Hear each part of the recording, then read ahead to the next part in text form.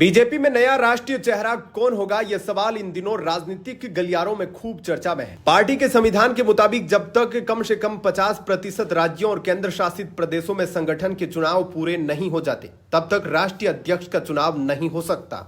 इस बीच उपराष्ट्रपति जगदीप धनखड़ के अचानक इस्तीफे ने इस पूरी प्रक्रिया को और भी उलझा दिया है।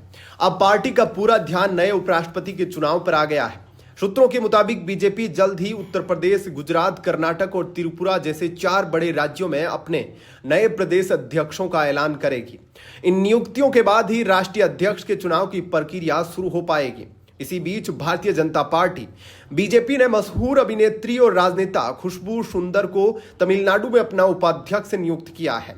खुशबू पहले से ही बीजेपी की राष्ट्रीय कार्यकारिणी समिति की सदस्य है। वो इस नई भूमिका में तमिलनाडु में पार्टी की स्थिति को और भी मजबूत करने की दिशा में काम करेगी। खुशबू सुंदर का जन्म मुंबई में एक मुस्लिम परिवार में हुआ था। 1980 के दशक में उन्होंने बाल कलाकार के रूप में अपने एक्टिंग करियर की शुरुआत की। इसके बाद वो तमिल सिनेमा में एक प्रमुख अभिनेत्री बन गई। 200 से अधिक फिल्मों में काम करने वाली खुशबू ने रजनीकांत, कमल हासन और चिरंजीवी जैसे दिग्गजों के साथ स्क्रीन साझा की। उनकी लोकप्रियता इतनी थी कि तमिलनाडु में उनके प्रशंसकों ने उनके लिए एक मंदिर तक बनवाया, जो भारतीय सिनेमा में एक अनूठा उदाहरण है। बॉलीवुड में भी उन्होंने जानू और दीवाना मुझसा नहीं जैसी फिल्मों में काम किया। इसके अलावा उन्होंने एक प्रोड्यूसर और टेलीविजन प्रेजेंटेटर के रूप में भी काम किया। खुशबू ने 2010 में डीएमके के साथ अपने राजनीतिक करियर की शुरुआत की, लेकिन 2014 में वो कांग्रेस में शामिल हो गई और राष्ट्रीय प्रवक्ता बनी। हालांकि 2020 में कांग्रेस में दबाव और दमन का हवाला देते हुए उन्होंने बीजेपी का दामन थाम लिया।